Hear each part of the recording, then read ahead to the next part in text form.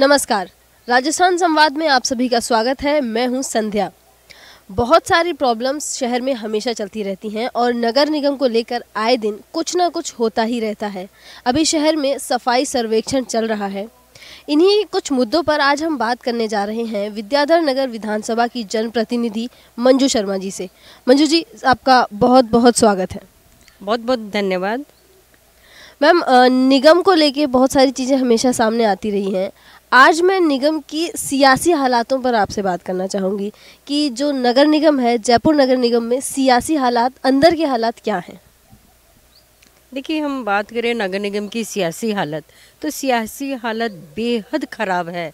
क्योंकि मेयर को बने 1.5 साल हो गए, लेकिन 1.5 साल पहले मेयर बनते समय इन्होंने सारी समितियां भंग कर दी थी। तो जिस तरह से निगम के कामकाज बहुत ही मात्रा में प्रभावित हो रहे हैं। जैसे कि हम बात करें समितियों की, तो समिति के माध्यम से जयपुर का विकास अच्छी तरह से हो पाता था। समिति न बनने के कारण कार्य समिति की मीटिंग नहीं हो रही है। कार्य समिति में बहुत सारे महत्वपूर्ण एजेंडे जयपुर के विकास के चर्चा होती थी और उससे काम होते थे। कार्य समिति की मीटिंग के एजेंडे महापौर को जबरन बोर्ड मीटिंग में लाना पड़ता है, जिससे बोर्ड मीटिंग का खर्चा का आर्थिक भार बिना मतलब में नगर निगम पर आता है और समय की बर्बादी होती है। कार्य समिति की मीटिंग न होने के कारण तो ये प्रभाव हो रहे हैं। उद्यानों की हम बात करें तो जयपुर शहर की आज कोई से भी उद्यान सही तरीके से आपको नहीं मिलेंगे, क्योंकि उद्यान समिति की मीटिंग ही नहीं होती है, पार्कों पर चर्चा ही नहीं होती है, तो किस तरह से विकास होंगे। तो उद्यानों की हालत बिल्कुल तहस नहस है, बिल्कुल सारे के सारे अव्यवस्थित पड़े हैं। हम जहां बात करें सफाई की, तो सफाई में आपने कुछ दिन पहले ही देखा कि नालों की सफाई नहीं हुई तो एक मनुष्य की मौत भी हो गई नाले में बहकर।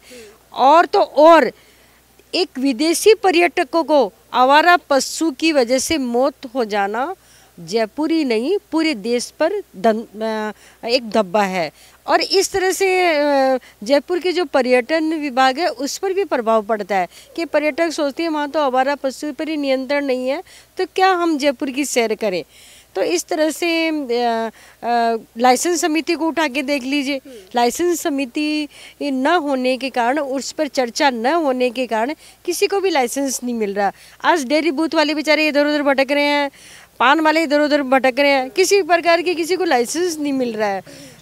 भवन निर्माण की हम बात करें, पट्टों की, तो वो तो एक समिति होती है, किसी के भवन निर्माण के पट्टे की फाइल नहीं हो रही है।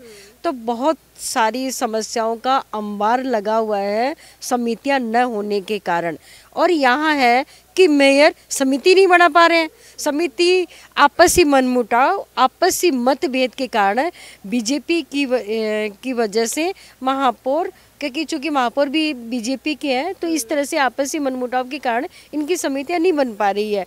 तो इसी तरह से अव्यवस्था का शिकार है और पूरी तरह से सियासी हालत बेहद से बेहद खराब है। बिल्कुल, मैम ने बताया कि पूरी तरीके से जयपुर नगर निगम की सियासी हालत बहुत ज़्यादा ख़राब है। मैम, अभी कुछ टाइम पहले एक मुद्दा सुनने में आया था कि सरकार ने एलईडी लाइट्स लगाए थे सड़कों में कि इससे करोड़ों का हमें फ़ायदा होगा, सरकार को फ़ायदा होगा, जनता को सस्ते में लाइट्स मिलेगी। तो मैं ये एक सवाल करना चाहूँगी, अभी इस पे आपका क्या सोचना है? क्या वाकई इस चीज़ से फ़ायदा हो रहा है?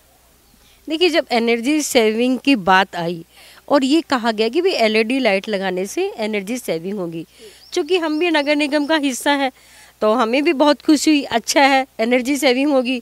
लेकिन एनर्जी सेविंग किसी एंगल से नहीं हो रही है, बल्कि ये तो एक भ्रष्टाचार पनप रहा है। भ्रष्टाचार पनपाने के लिए ये एलईडी लाइट का ठेका दिया जा रहा है।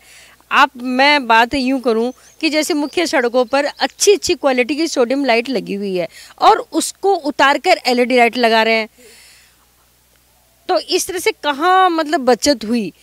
और ये जो सोडियम लाइट जो उतर रही है, इनको अन्य जगह पर लगाया जा रहा है। तो आप देखिए सोडियम लाइट उतारने का मजदूरी और लगाने की मजदूरी, जबरदस्ती से नगर निगम पर एक डबल खर्चा हो रहा है और किसी प्रकार की एनर्जी नहीं हो रही है। सेविंग एनर्जी के नाम पर बहुत बड़ा घोटाला और बहुत बड़ा भ्रष्टाचार है।